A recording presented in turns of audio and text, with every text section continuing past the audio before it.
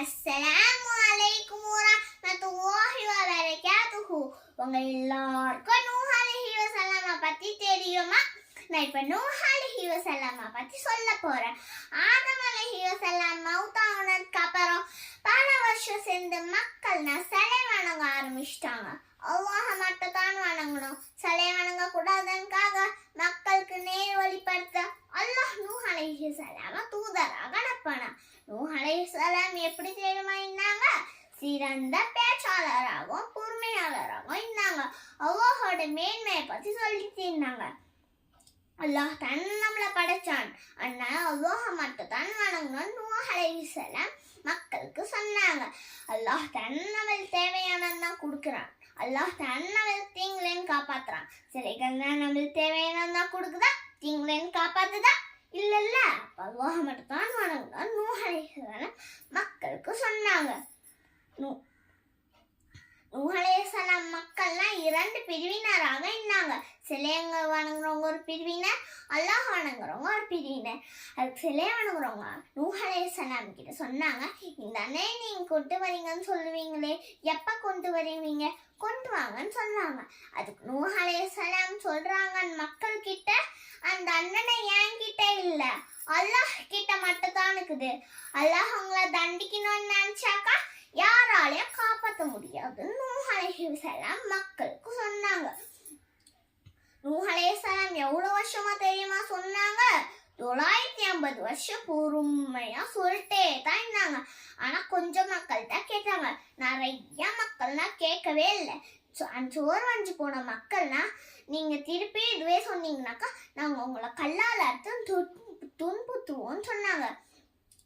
நூஹ் அலைஹி வஸல்லம் கேட்காம பொறுமையா சொல்லிட்டே தான் இருந்தாங்க. நூஹ் அலைஹி வஸல்லம் மக்கள் கல்லால் அறுத்து துன்புறுத்துனாங்க. நூஹ் அலைஹி வஸல்லம் அல்லாஹ் கிட்ட துவா செஞ்சாங்க, இனிமே இப்ப உங்க மக்களிடம் அழிச்சு நின்று அல்லாஹான் துவாவை ஏற்றுக்கிட்டு ஒரு பெரிய கப்பலை கட்ட சொன்னாங்க. நூஹ் அலைஹி வஸல்லம் ஒரு பெரிய கப்பலை கட்டுறதுக்காக மரத்தை வெட்ட ஆரம்பிச்சிட்டாங்க. அவங்க கப்பலை கட்டிட்டு இருக்கும் போது, நீவே இப்போ உங்க மக்கள்னா பார்த்துட்டு ரோட்ல விட போறீங்க அப்படின்னு பார்த்து கிண்டல் பண்ணாங்க. அப்புறம் மழை பெஞ்சிட்டேச்சு. அந்த கப்பல்ல யார் யார் ஏறினா நூஹ் அலைஹி வஸல்லம் இஸ்லாத்தை ஏற்றுக்கிறவங்க, பறவைகள், பூச்சிகள், விலங்குகள்ல ஒரு ஜோடியா ஏறினாங்க. அப்புறம் நினைவு உங்க மக்கள்னா அவங்கள ஏத்திட்டு போய் எங்க விட போறீங்கன்னு கேட்டாங்க. நூஹ் அலைஹி வஸல்லம் நடக்க போற விஷயத்த பாருங்கன்னு சொன்னாங்க.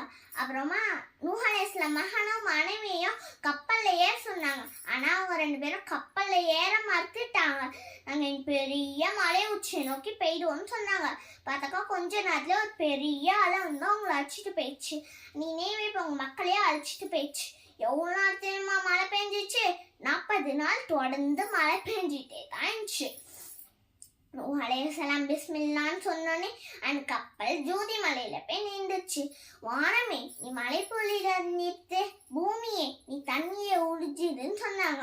அல்லாஹ் வானக்கோ பூமிக்கோ கட்டளை ஏற்படுத்தினா அந்த மக்களை அங்க இறக்கி விட்டுட்டு நூஹ் அலைஹி வஸல்லம் அவங்களுக்கு அல்லாஹ்க்கு சஜிதா செஞ்சு நன்றின்னு சொன்னாங்க. நம்ம கதையிலேன்னு தெரிஞ்சுக்க வேண்டியது ரெண்டே விஷயம் தான். சுத்திக்கிறவங்க நம்மள பார்த்து கிண்டல் பண்ணாலும் அல்லதான் இருந்தாக்கா அல்லாஹ் மேல பாரத்தை போட்டு அந்த வேலையை செய்யணும்.